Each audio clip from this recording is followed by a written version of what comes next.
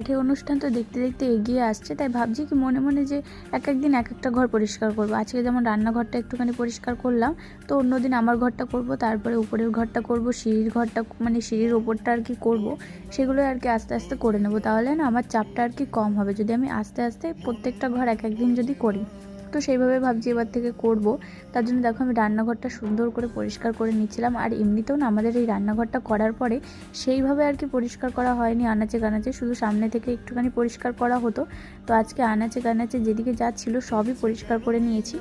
তারপরে তো সোজা চলে আসলাম কলপাড়ে এসে রান্না করার সময় যতগুলো বাসন হয়েছে, খাওয়ার পরেও অনেকগুলো বাসন হয়েছে, সেগুলোকে এখন সুন্দর করে মেজে নেব।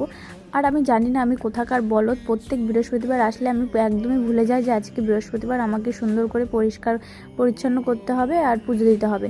এই জিনিসটা আমি একদমই প্রত্যেক সপ্তাহে ভুলে যাই। আমার মা আমাকে মনে করিয়ে দেয়, যেহেতু ওই বাড়িতে ফুল বেলপাতা থাকে, সেটা আমি আনতে যাই না। তো মা আমাকে ফোন করে আর কি বলে যে তুই আজকে ফুল বেলপাতা নিতে আসলি না। তো আমি তখন মাকে বলে আমি জানিই না যে আজকে বৃহস্পতিবার। এটা আমার সাথে কেন হয় আমি একদমই জানি না, আমার মা আমাকে প্রত্যেক সপ্তাহে বলে